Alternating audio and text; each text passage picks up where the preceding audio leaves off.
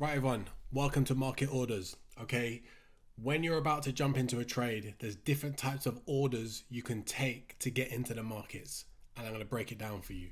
So, let's say we've come into our spreadsheet, we're ready to take our USD JPY trade, we've put in the live market price, we put in the monthly volatility, it's told us our stop loss, our take profit price. We've decided we've got a 50 grand account. We want to risk 5%. So we know we're only risking 2,500. We're aiming for a 3-to-1 risk to reward, which means we're trying to make 7,500.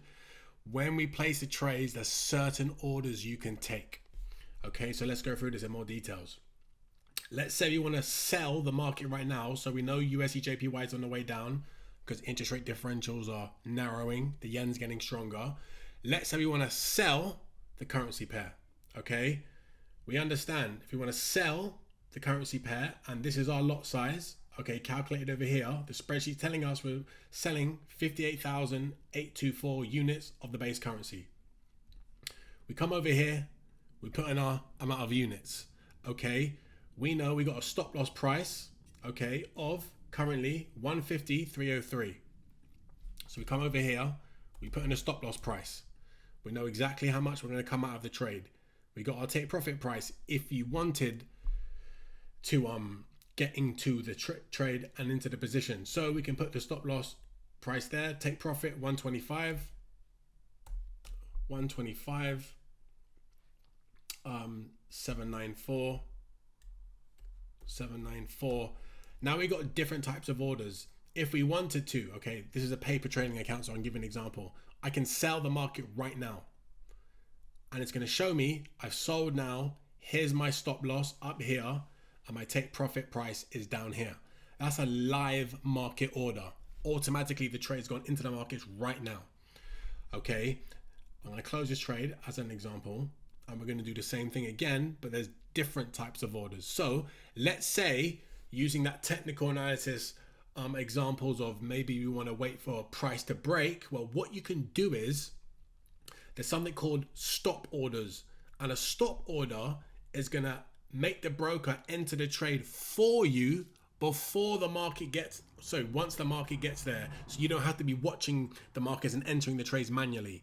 So let's say we decided we wanted to sell when it got to this level here. Okay, so let's say we want to sell when it breaks the support level, so we're having more confidence that the trade is going to continue in that trend. And let's say the price is 137.555. So come to our spreadsheet 137.555.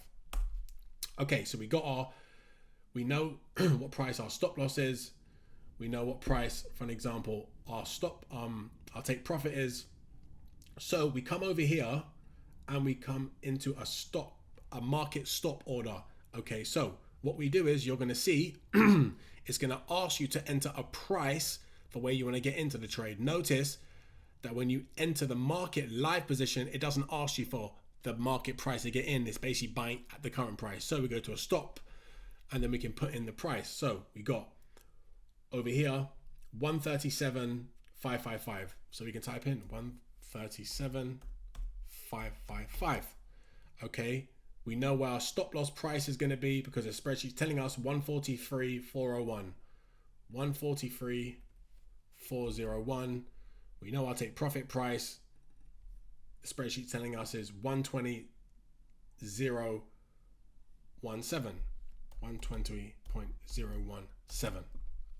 Okay, now I can literally put how long I want it to be on there for. So I can literally just say I'm going to keep it open until I decide to close, or I can keep it there for a month and I can monitor it. When I press sell, the order is not live. Okay, only once the market gets there is a trade going to automatically trigger. Beautiful. It stops us from being human and having to watch the charts 24 hours a day waiting for prices to break. Stop orders basically mean that if the trade's going in the direction you want to get in, you can enter the sell position once it gets to that price. If it doesn't get to that price, you can literally just cancel the order and the order's gone.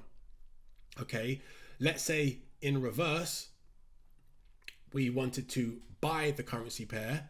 Okay, so let's say the exchange rate is trading here today and we wanted to jump into the trade at this level, 148. Well, we go into our spreadsheet and we type in 148. There we go. We know, okay, that if we enter the buy stop position, so again, if you want to buy as the market's going in your favor, basically stop orders are when the market's moving to where you want it to go, it will automatically trigger at a certain price. Okay, if you're buying or if you're selling in that example, it will trigger when it gets down to that certain level. So again, it's really easy. Stop, we enter a buy order. We're going to type in the price, which we looked at, 148. So we come over here, we go 148.000. Stop loss price. Okay, the unit size is the same because we've already calculated how many units over here. Stop loss price is saying 141.710. 141.710. Take profit price is telling us 166.870. Okay, again, have it open for a month, press buy. Okay, there you go. The order's now being filled. The trade is not live. When it gets to that level, you're in the trade. It's already done the 1 month volatility stop loss for you, which is meaning your stop loss will be here. You're going to get into the trade here. You'll take profits up here. Automatically done for you. Okay, so stop orders, remember, is if something's going in your direction and you don't want to buy yet, you want to wait for a breakout above, for an example, a resistance level. You can set these market stop orders. The difference is in when you're buying a currency pair, you can also set limit orders. So let's say, for an example, for whatever reason, you wanted to wait for, let's say, as a prime example, we had just broken through this level and you wanted to wait for the bounce off of a retest before you jump into a trade. You could say, okay, let's say we are at this level here. We've just broken through. We're waiting for the pullback. You could enter an order here with your stop loss here, okay, or a level just below where the market's trading. So if it comes down, it will get you into the trade before it moves. So basically you're getting into the trade at a better price. Okay, so as a prime example, what we could do is, let's say we want to enter a buy limit order. It's going to buy the market at a lower price. So if we're buying, it will basically buy once it gets down at a better price for you to get into the long-term trend. Or if you're selling, it'll wait for the currency pair to pull back and then you can sell as it goes back lower. So again, you just put limit. It tells you the price you want to jump in. So let's say it's 140. 140. We're going to look at the price here. 140.851, which is the price we want to buy here. Okay. The stop loss price, which the spreadsheet is telling us is 134.456. And we know our take profit price, if you want to have a take profit price, or maybe if the trend's really going high aggressively, maybe you don't want to put the take profit price, but you can. Then you're going to press buy. Okay, now look, the limit order's there. If it drops and hits that price, it will buy as the market pulls back. Okay, so for some of you using technical analysis and wanting to wait for retests of support levels, you can buy. On the flip reverse, guys, if you wanted to sell as you get a pullback, well then you could do exactly the same thing. Okay, let's say we wanted to wait for the market to come up to maybe 148. We could go to a limit order. We could put in the price 148.000. We put the price in here, 148. Okay, stop loss price is already there for us. It's told to us by the spreadsheet. Stop loss price is 154.290. And again, you could put the take profit price, or you could wait for the market to keep going in your favor and enter more trades. You can sell the limit order, and there you go. The order is now going to be triggered when it gets to that price. So you got live market orders, okay, which is buying the market right now.